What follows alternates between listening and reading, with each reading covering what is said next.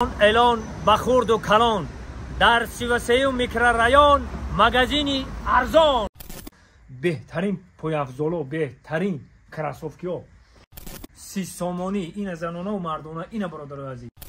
مگزینی ارزان بدروید باور کن گفتی خون میخ اعلان به خرد و کلان در 33 میکرورایان مگزینی ارزان بدروید بیا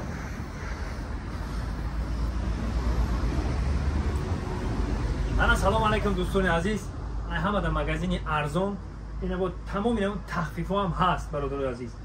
بیاین مرحمت کنیم من شما در شما بتونم این طرف نگاه کنم که کلی باری زنانه این پایون داد پاکشوی زنانه همه نمو پاکشو هست به نرخ ارزان هست فقط شما مرحمت کنیم بیاین بدرویم با این طرف داد تمام این کرت‌های مردانه این همش 50 سومی هم برادر 50 سوم این اومدم اینجا بود انا که اینجا بود دوستان عزیز انا خدمتتون می‌کنم این ابوفایی که شما می‌بینید این ابوفایی که شما می‌بینید همه 60 سامونیه این ابوفایی که می‌بینید 60 سامون این برادرها این باور که کجای توزا یگون فرق کرد نداره این برای دودرکمون بهترین پایافزال و بهترین کراسوفکی ها 60 سامونی اینا مرحمت کنیم با ما شما نشون بدیم انا اومدم میگم اینا ببینید اینا خودتون دیدید میگم برای تمام دانشجوها برای زنهایی که سرفرزندن من هم مگزین توصیه میتونم باور کنید بیاین همین فرزنداتون پوشیده میگرده خود هیچی نپوشم دزمیستان میپوشم اینا بیاین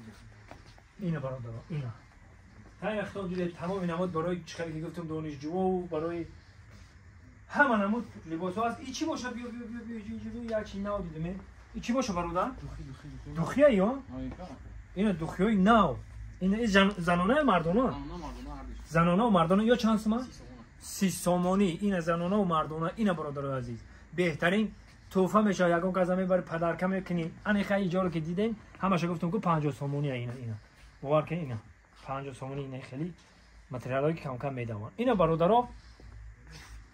این نسکای مردانه و زنانه و کودکانانه همش 10 سامانی همش نگاه کنین که غوث